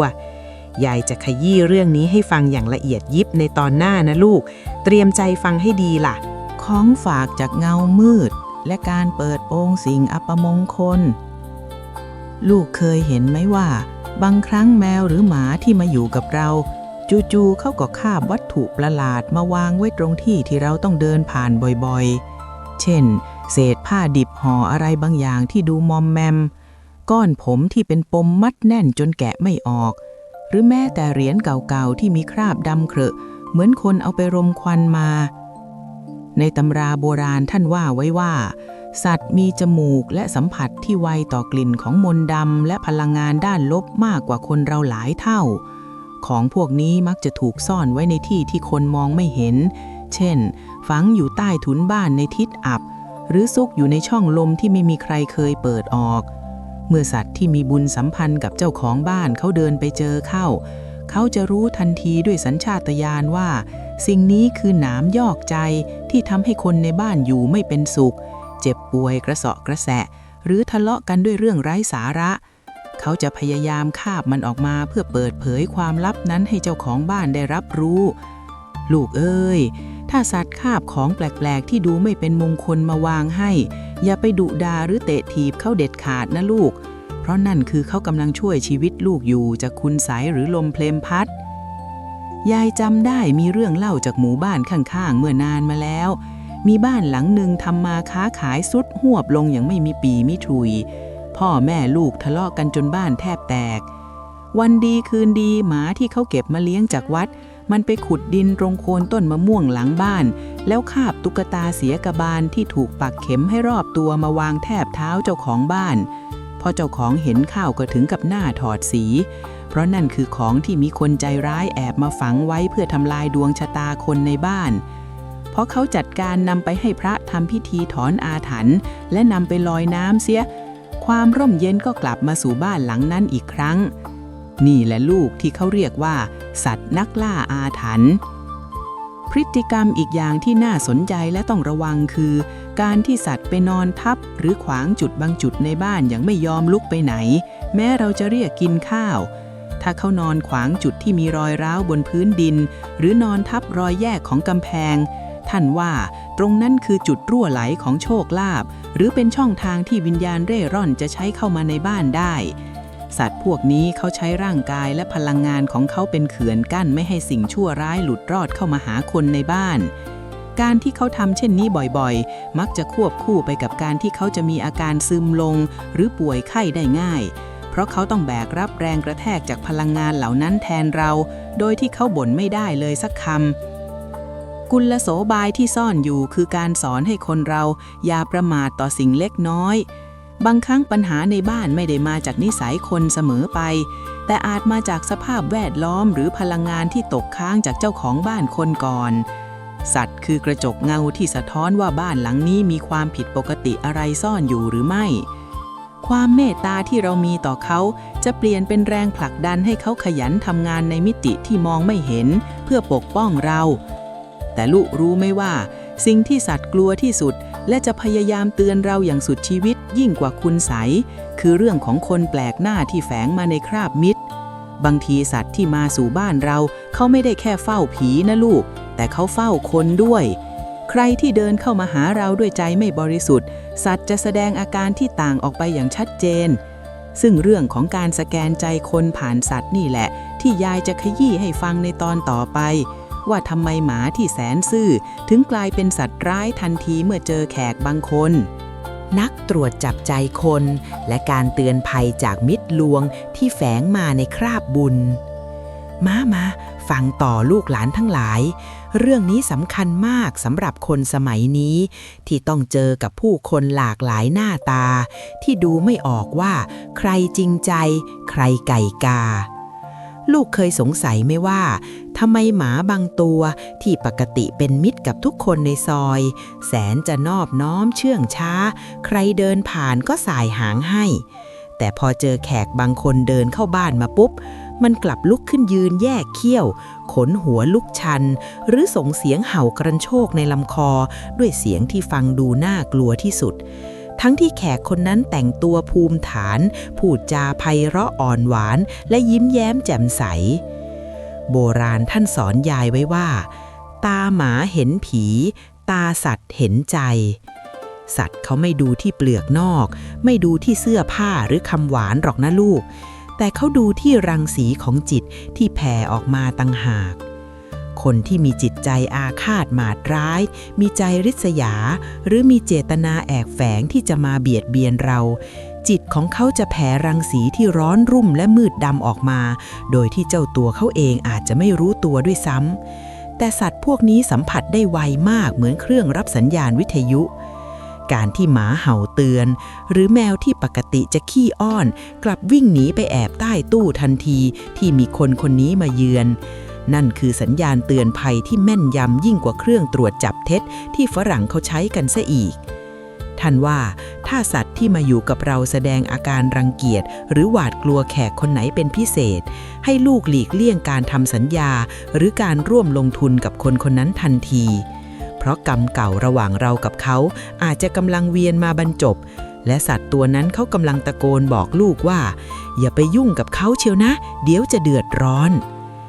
ยายเคยเห็นมาเยอะแล้วลูกเอ๋ย คนมาขอยืมเงินหน้าตาสะสวยพูดจาหน้าสงสารเชียวน้ำตานองหน้าแต่หมาในบ้านเห่าจะกัดให้ได้เจ้าของบ้านไม่เชื่อหมาเห็นใจคนสุดท้ายโดนเชิดเงินหนีหายไปตามระเบียบทิ้งหนี้ไว้ให้เจ้าของบ้านช้ำใจนี่แหละลูกที่เขาเรียกว่าสัตว์เตือนกรรมบางครั้งกรรมที่กำลังจะเกิดมันมาในรูปแบบของคนใกล้ชิดนี่แหละสัตว์เข้ามาเพื่อเป็นเกราะป้องกันไม่ให้เราต้องไปชดใช้หนี้กรรมใหม่โดยไม่จำเป็นการสังเกตท่าทางสัตว์จึงเป็นการฝึกให้เรามีสติในการคัดกรองคนที่จะเข้ามาในชีวิตนอกจากเรื่องการเตือนภัยจากคนร้ายแล้วสัตว์ที่มาสู่บ้านยังมีความสามารถในการดึงดูดคนดีมาหาเราด้วยนะลูกถ้าบ้านไหนเลี้ยงสัตว์หลงมาด้วยความรักที่บริสุทธิ์สังเกตเถิดว่ามิตรสหายที่เข้ามาเยี่ยมเยียนมักจะเป็นคนใจบุญเป็นคนมีศีลธรรมเพราะคนจำพวกเดียวกันย่อมดึงดูดเข้าหากันพลังความเมตตาที่อบอวลอยู่ในบ้านจะกลายเป็นเกราะคัดกรองคนพาลออกไปโดยอัตโนมัติสัตว์เหล่านี้จึงเหมือนเป็นผู้คุมประตูบ้านในทางจิตวิญญาณที่เก่งกาจที่สุดกลโสบายที่ซ่อนอยู่คือการสอนให้เราเชื่อสัญชาตญาณและอย่าตัดสินคนเพียงเปลือกนอกท่านให้เราหัดสังเกตปฏิกิริยาของสิ่งรอบข้างไม่ใช่แค่สัตว์นะแต่รวมถึงต้นไม้ใบหญ้าในบ้านด้วยถ้าสัตว์อยู่อย่างสงบและร่าเริงแปลว่าคนในบ้านและแขกที่มาเยือนนั้นมีพลังงานที่เกื้อกูลกันแต่ถ้าสัตว์อยู่อย่างหวาดระแวงตลอดเวลา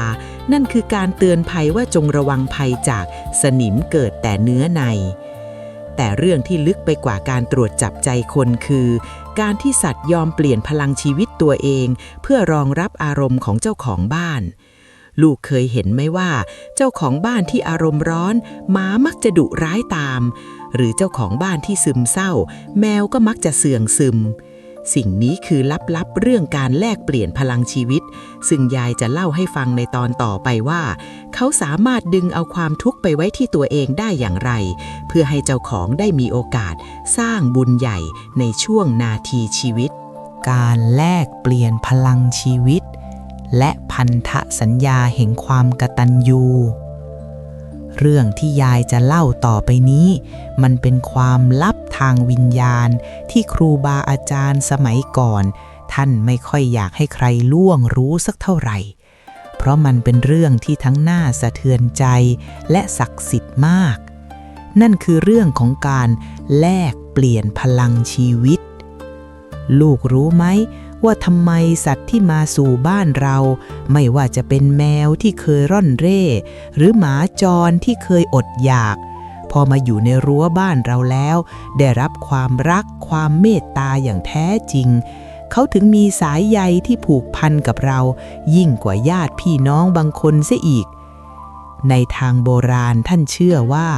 สัตว์พวกนี้มีกระแสจิตที่เชื่อมโยงกับเจ้าของบ้านแบบที่มองไม่เห็นด้วยตาเปล่าเหมือนเป็นกระจกที่สะท้อนกันไปมาลูกลองสังเกตดูนะ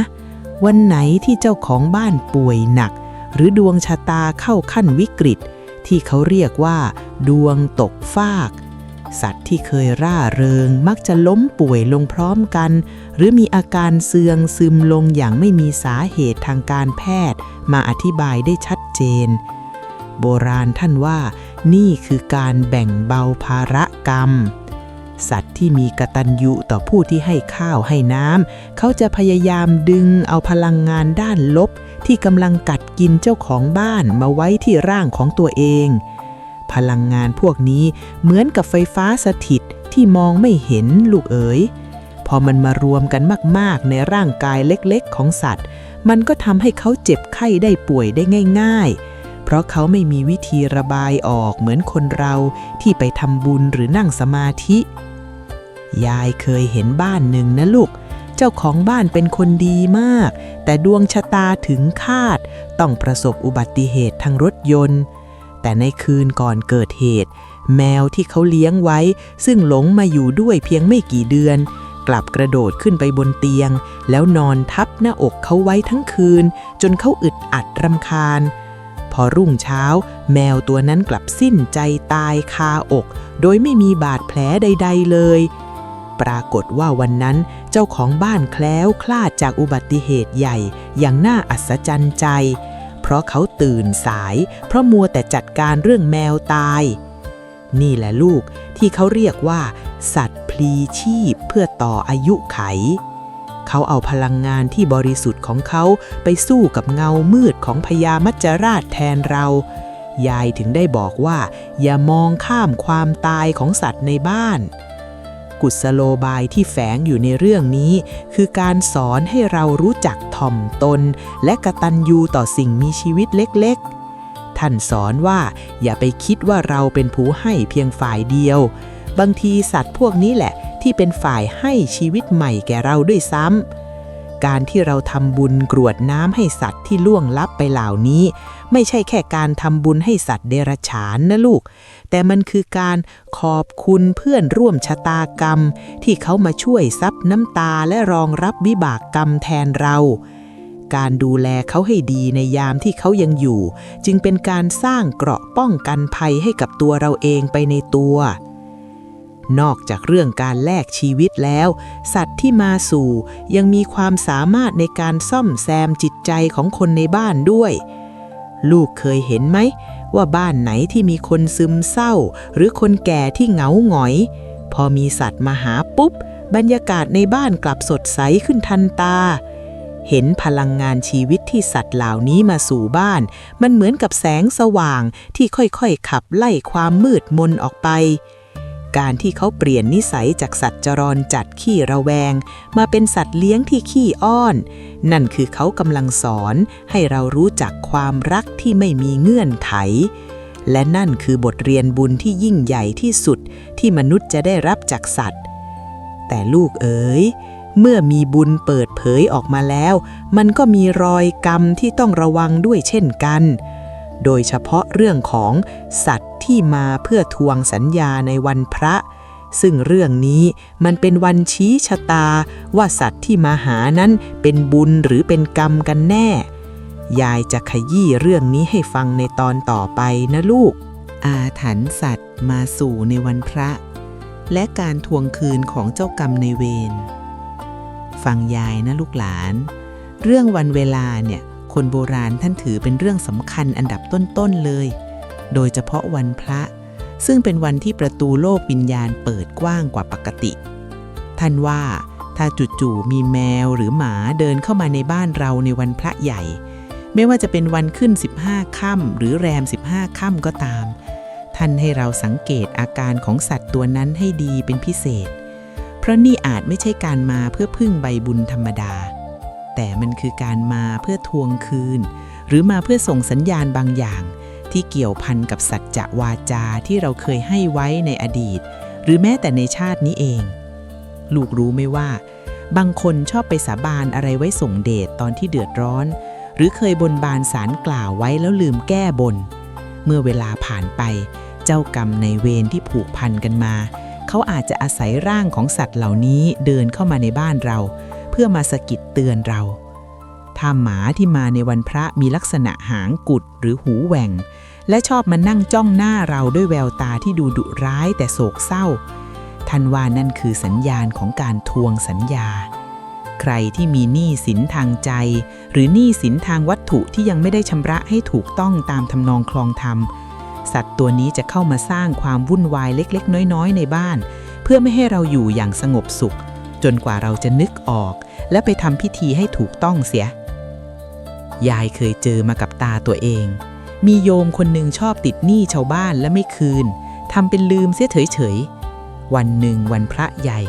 มีหมาสีดำคลับตัวหนึ่งเดินเข้ามานั่งขวางบันไดบ้านใครจะเข้าจะออกมันก็จะขู่จะกัดทุกคนยกเว้นคนนอกบ้านแต่พอกับโยมคนนี้มันกลับจ้องตาเหมือนจะพูดอะไรสักอย่างโยมคนนั้นพอตั้งสติได้ก็นึกถึงหนี้ที่ค้างอยู่กับคนที่ตายไปแล้วแกเลยรีบไปทำบุญอุทิศส่วนกุศลและนำเงินไปคืนลูกหลานเขาตามที่ตั้งใจไว้พอทำเสร็จกลับมาบ้านหมาดำตัวนั้นหายไปอย่างไร้ร่องรอยเหมือนไม่เคยมีตัวตนอยู่จริงนี่แหละลูกที่เขาเรียกว่าสัตว์ทวงกรรมเขามาเพื่อช่วยให้เราไม่พกหนี้กรรมไปในชาติหน้าแต่ถ้าสัตว์ที่มาในวันพระมีท่าทางนอบน้อมผิดปกติ ชอบมานอนหมอบนิ่งๆเวลาเราสวดมนต์หรือไหว้พระท่านว่านั่นคือดวงจิตของผู้มีบุญที่ตกหล่นลงมาเพื่อขอส่วนบุญไปเกิดในภพภูมิที่สูงขึ้นการที่เรามีโอกาสได้เลี้ยงดูสัตว์พวกนี้ในวันศีลวันพระถือเป็นการสร้างสังฆทานที่มีลมหายใจบุญที่เกิดจากการให้อาหารและที่พักพิงแก่สัตว์ในช่วงเวลาที่เป็นสิริมงคลจะช่วยส่งเสริมให้การงานของลูกหลานราบรื่นอย่างไม่คาดฝันเหมือนมีเทวดามาช่วยกวาดทางให้กุศโลบายที่คนโบราณท่านสอนไว้อีกอย่างหนึ่งคือการรักษาศีล 5ให้เคร่งครัดเมื่อมีสัตว์มาหาในวันพระท่านให้เจ้าของบ้านพยายามรักษาศีลให้บริสุทธิ์อย่างน้อย7 วันเพื่อเป็นการปรับคลื่นจิตให้เข้ากับสัตว์นำโชคเหล่านั้นถ้าเราทำได้จริงจากสัตว์ที่มาเพื่อทวงกรรมจะเปลี่ยนเป็นมาเพื่อแก้กรรมให้เราแทนเขาจะช่วยปัดเป่าเสนียดจันไรและนำพาโชคลาภมาให้แบบที่เราไม่ต้องไปวิ่งเต้นร้องขอให้เหนื่อยแรงแต่ลูกรู้ไหมว่าสิ่งที่น่าระทึกที่สุดคือการที่เขานำทางสู่ขุมทรัพย์ซึ่งยายจะบอกเคล็ดลับในตอนที่17ว่าจะดูอย่างไรว่าจุดไหนคือจุดรวยและยายอยากฟังเรื่องของพวกเจ้าด้วยนะว่าเคยเจอสัตว์มาหาแบบไหนกันบ้างสัญญาณเปิดคุมทรัพย์และการพลิกฟื้นดวงชะตาด้วยเมตตาธรรมเรื่องที่ยายจะเล่าในตอนนี้คือหัวใจสำคัญของการเปิดประตูบุญที่หลายคนเฝ้ารอเลยนะเมื่อกี้ยายค้างไว้เรื่องที่สัตว์เขาไม่ได้แค่มาขอข้าวแต่เขามาเพื่อพูดกับเราผ่านการนำทางใช่ไหมล่ะลูกในตำราโบราณท่านว่าไว้ลึกซึ้งนักว่าเมื่อแมวมาหาหรือหมามาสู่บ้านเราแล้วสิ่งแรกที่ลูกต้องทำไม่ใช่ไปวิ่งหาเลขเด็ดตามหน้าหนังสือพิมพ์หรือไปขูดขอหวยกับใครที่ไหนหรอกนะแต่วิธีที่ฉลาดกว่านั้นคือการสังเกตจุดพำนักของแขก4 ขาเหล่านี้ภายในบ้านของเราเองลูกรู้ไหมว่าสัตว์พวกนี้มีเซนส์พิเศษที่ไวต่อกระแสพลังงานความมั่งคั่งถ้าสัตว์ที่หลงเข้ามาเขามักจะเลือกไปนอนหรือไปนั่งจ้องที่จุดใดจุดหนึ่งในบ้านซ้ำๆโดยไม่มีเหตุผลเช่นมุมห้องรับแขกทิศใต้หรือใต้โต๊ะทำงานในห้องส่วนตัวท่านว่าจุดนั้นคือจุดที่พลังงานสงักหรือมีรอยรั่วของทรัพย์อยู่การที่เขาไปนอนทับตรงนั้นคือเขาพยายามจะใช้ร่างกายที่มีไออุ่นและพลังงานชีวิตของเขาไปปิดรอยรั่วหรือไปปลุกพลังที่มันหลับไหลอยู่ให้ตื่นขึ้นมายายเคยเห็นมากับตาบ้านเศรษฐีคนหนึ่งเงินทองรั่วไหลออกหมดเพราะคนในบ้านใช้เงินเก่งและเก็บเงินไม่อยู่จู่ๆมีแมวลายสเลดตัวหนึ่งหลงมามันไม่ไปไหนเลยนะมันเอาแต่นั่งจ้องที่ประตูตู้เก็บเอกสารสำคัญทุกวันพอเจ้าของบ้านเอะใจลองเปิดดูปรากฏว่าปลวกกำลังกินเอกสารและคานตู้จนสุดแถมมีรอยรั่วของหลังคาที่ทำให้น้ำซึมลงมาโดนตู้ไม้จนเน่าพอย้ายตู้และซ่อมแซมจุดนั้นปุ๊บการเงินที่เคยติดขัดก็กลับมาคล่องตัวอย่างอัศจรรย์เลยนี่แหละลูกที่ยายเรียกว่าสัตว์นำทางรักษาทรัพย์กุลโสบายที่ยายอยากให้ลูกหลานของยายลองทำดูจริงๆนะเมื่อมีสัตว์หลงมาอยู่ด้วยแล้วให้ลูกลองตั้งจิตอธิษฐานเบาๆในขณะที่กำลังลูบหัวหรือให้ข้าวเขาบอกเขาด้วยน้ำเสียงที่เต็มไปด้วยเมตตาว่าเจ้าเพื่อนตัวเล็กเจ้ามาพึ่งใบบุญข้าพเจ้าแล้วข้าพเจ้าจะดูแลเจ้าให้ดีที่สุดขอให้เจ้าช่วยเปิดทางสว่างนำพาโชคลาภวาสนาเข้ามาสู่บ้านหลังนี้และช่วยปัดเป่าสิ่งอัปมงคลออกไปจากชีวิตข้าพเจ้าด้วยเถิดเชื่อไหมลูกว่าคำพูดที่ประกอบด้วยพลังงานบวกและเมตตานี้มันจะไปกระตุ้นให้สัตว์ตัวนั้นกลายเป็นบริวารนำโชคอย่างเต็มตัวเลยและลูกจะเริ่มสังเกตเห็นโอกาสใหม่ๆในการทำงานหรือลู่ทางทำมาหากินที่เคยตันกลับมองเห็นทางออกเหมือนมีใครมาจุดประทีปให้ลูกหลานของยายมาถึงตรงนี้ยายอยากจะหยุดคุยกับพวกเจ้าเป็นการส่วนตัวสักนิดนะยายเล่าเรื่องสัตว์มาหาหมามาสู่มา17 ตอนแล้วยายเชื่อเหลือเกินว่าในบรรดาพวกเจ้าที่กำลังนั่งฟังเสียงยายอยู่นี้ต้องมีใครสักคนที่มีประสบการณ์ลี้ลับหรือมีเรื่องราวประทับใจเกี่ยวกับสัตว์ที่จู่ๆก็เดินเข้ามาในชีวิตแล้วทำให้ทุกอย่างเปลี่ยนไปใช่ไหมล่ะ ไม่ว่าจะเป็นเรื่องที่สัตว์มาให้โชคลาภก้อนโตหรือเรื่องที่เขามาช่วยชีวิตลูกหลานในยามขับขันยายอยากฟังเหลือเกินจ้ะยายอยากให้พวกเจ้าช่วยกันเขียนคอมเมนต์เล่าเรื่องราวของพวกเจ้าไว้ที่ข้างล่างนี้หน่อยนะจ๊ะยายสัญญาว่าจะตามไปอ่านทุกข้อความด้วยตาของยายเองเลยนะเพราะเรื่องเล่าของพวกเจ้าอาจจะเป็นทานบารมีเป็นกำลังใจชั้นดีให้เพื่อนคนอื่นๆที่เขากำลังลังเลว่าจะเปิดใจรับสัตว์หลงมาเลี้ยงดีไหมหรือกำลังตกอยู่ในสถานการณ์ที่มืด8ด้านได้เห็นว่าปาฏิหาริย์จากความเมตตานั้นมีอยู่จริงใครมีเรื่องเด็ดเรื่องดีอะไรอย่าเก็บไว้คนเดียวจ้ะพิมพ์มาบอกยายมะลิหน่อยนะยายรออ่านอยู่จ้ะแต่อย่าเพิ่งรีบไปคอมเมนต์จนลืมฟังต่อละลูกเพราะในบรรดาโชคลาภทั้งหมดโชคที่ยิ่งใหญ่ที่สุดคือการพ้นจากวิบากกรรมที่มองไม่เห็น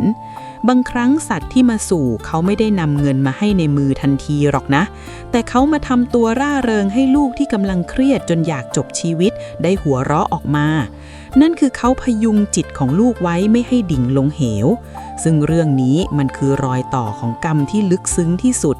และในตอนหน้าซึ่งเป็นตอนสุดท้ายของซีรีส์นี้ยายจะมาสรุปบทเรียนชีวิตทั้งหมดว่า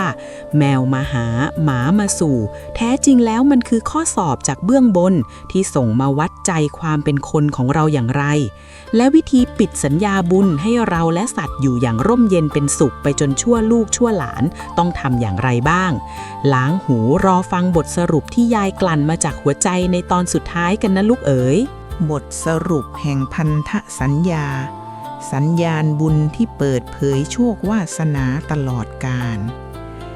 ในที่สุดเราก็เดินทางมาถึงบทสรุปสุดท้ายของเรื่องราวทั้งหมดแล้วนะลูกหลานของยายทุกคนนั่งตัวตรงๆหายใจเข้าลึกๆแล้วตั้งใจฟังสิ่งที่ยายมะลิคนนี้จะกลั่นมาจากประสบการณ์ตลอด80ปีที่ผ่านมาให้ดีเรื่องราวของแมวมาหาหมามาสู่ที่ยายเล่าพร่ำพรรณนามาตลอดทั้ง18ตอนนี้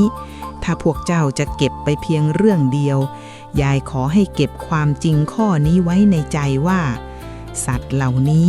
คือกระจกเงาของบุญและกรรมที่ยังมีลมหายใจพวกเขาไม่ได้เดินดุ่มๆเข้ามาในชีวิตเราเพียงเพราะความหิวโหยหรือเพราะหลงทางหาทางกลับบ้านไม่เจอหรอกนะลูกแต่ในทางจิตวิญญาณพวกเขาถูกจัดวางมาโดยโชคชะตาเพื่อมาเป็นตัวบ่งชี้ว่าณเวลานี้จิตใจของคนในบ้านนั้นมืดบอดหรือสว่างไสวและกระแสแห่งวาสนาของครอบครัวกำลังไหลไปในทิศทางไหนกันแน่ตลอดเส้นทางที่เราคุยกันมาลูกคงได้เห็นแล้วว่าสัตว์หนึ่งตัวสามารถเป็นได้ทั้งสารพัดอย่างเป็นทั้งผู้เตือนภัยยามดึกเป็นผู้รับเคราะห์แทนเจ้าของในวันที่ดวงถึงคาดเป็นผู้เฝ้าทรัพย์ที่จุดอับของบ้านหรือแม้แต่เป็นผู้เปิดโปงสิ่งอัปมงคลที่คุณไสแอบซ่อนไว้ทั้งหมดนี้มันไม่ได้ขึ้นอยู่กับสายพันธุ์หรือสีขนของสัตว์เพียงอย่างเดียวหรอกนะลูกแต่มันขึ้นอยู่กับการตอบสนองของตัวลูกเองเป็นสำคัญถ้าลูกมีศีลธรรมมีความกตัญญูเป็นพื้นฐาน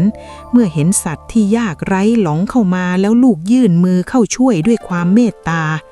การกระทำเล็กๆอย่างการสละเวลาลูบหัวหรือการสละอาหารสักมื้อด้วยใจที่บริสุทธิ์นั่นแหละคือการไขกุญแจประตูบุญที่อาจจะเคยปิดสนิทมาหลาย10 ปีให้เริ่มขยับขยื่นแรงสั่นสะเทือนแห่งความเมตตานี้เองที่จะไปดึงดูดโชคลาภที่เคยถูกกักเก็บไว้ด้วยความตระหนี่ถี่เหนียวในอดีตชาติให้เริ่มไหลบ่าเข้ามาสู่ชีวิตของลูกเองอย่างน่าอัศจรรย์ปู่ทวดของยายเคยสอนทิ้งท้ายไว้ว่าเลี้ยงสัตว์ให้เป็นบุญอย่าเลี้ยงให้เป็นภาระคำนี้ลึกซึ้งนักนะลูกหมายความว่าถ้าลูกตัดสินใจจะรับเขาไว้ในชายคาบ้านแล้วจงเลี้ยงเขาด้วยความรับผิดชอบเลี้ยงด้วยใจที่ร่มเย็นเหมือนน้ำในโอ่งดินอย่าไปเลี้ยงเพียงเพราะอยากจะได้เลขเด็ดไปแทงหวยหรือเลี้ยงเพียงเพราะอยากโชว์คนอื่นว่าข้าเป็นคนใจดีเพราะถ้าลูกทำด้วยความโลภหรือหัวโขนนำหน้า สัตว์ตัวนั้นอาจจะกลายเป็นเจ้ากรรมนายเวรใหม่ที่ผูกพันให้ลูกต้องทุกข์ใจในอนาคตแต่ถ้าลูกเลี้ยงเขาด้วยความรักที่แท้จริงแบบเพื่อนร่วมโลกที่พึ่งพาอาศัยกันเขาจะกลายเป็นเทวดาเดินดินที่คอยปกป้องบ้านของลูกให้รอดพ้นจากฟืนไฟโจรภัยและภัยจากสิ่งที่คนธรรมดามองไม่เห็นบทสรุปข้อคิดที่ยายอยากฝากไว้ให้ลูกหลานทุกคนเอาไปพิจารณาเป็นมงคลชีวิตคือสัตว์มักเลือกอยู่กับคนที่มีศีลเสมอกันถ้าบ้านไหนมีแต่ความร้อนรุ่มมีแต่คำหยาบคายหรือความเห็นแก่ตัวสัตว์ที่มีบุญมักจะไม่อยู่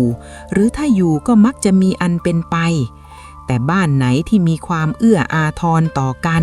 มีเสียงหัวเราะมากกว่าเสียงด่าทอสัตว์ที่มาอยู่จะอายุยืนยาวและนำพาความเจริญรุ่งเรืองมาให้ไม่ขาดสายนี่แหละคือการถอดรหัสกุลโกบายที่คนโบราณท่านอยากให้เราใช้สัตว์เป็นเครื่องฝึกจิตฝึกตนให้เป็นคนอ่อนโยนและมีสติอยู่เสมอก่อนที่ยายมะลิจะลาไปจากบทบรรยายซีรีส์นี้ยายขอตั้งจิตอธิษฐานอวยพรให้ลูกหลานทุกคนที่ติดตามฟังยายมาจนจบจงมีดวงตาที่เห็นทางสว่างในทุกวิกฤตมีจิตใจที่เต็มไปด้วยเมตตาบารมีต่อเพื่อนร่วมลูกใครที่กำลังมีสัตว์หลงมาอยู่ด้วยในตอนนี้ก็ขอให้เขาเป็นสิริมงคลนำพาโชคลาภเงินทองความสำเร็จมาให้พวกเจ้าอย่างเต็มเม็ดเต็มหน่วยใครที่กำลังมีเคราะห์หามยามร้ายก็ขอให้สัตว์เหล่านั้นช่วยปัดเป่าให้เบาบางและหายมาลายสิ้นไปเหมือนเมฆหมอกที่โดนแสงอาทิตย์ไล่ไปให้บ้านของพวกเจ้าเป็นวิมานที่มีแต่ความร่มเย็นเป็นสุขไปตราบนานเท่านานนะลูกนะเอาละเรื่องเล่าจากยายมะลิในซีรีส์แมวมาหาหมามาสู่ก็คงต้องลาจากกันไปในตอนนี้ยายหวังเหลือเกินว่าเสียงสั่นๆของยายจะช่วยสะกิดใจให้ลูกหลานหันมามองเพื่อนร่วมโลกสี่ขาด้วยสายตาที่เปี่ยมไปด้วยความเข้าใจและความรักมากขึ้นแล้วลูกจะพบว่าปาฏิหาริย์แห่งบุญนั้นไม่ได้อยู่ไกลตัวเลยบางทีมันอาจจะกำลังนั่งกระดิกหางหรือส่งเสียงร้องเมี้ยวเมี้ยวรออยู่ที่หน้าบ้านของลูกในตอนนี้ก็ได้นะสุขใจและโชคดีทุกคนนะลูกหลานเอ๋ยแล้วเจอกันใหม่เมื่อบุญวาสนาพาเรามาพบกันอีกครั้งจ้ะ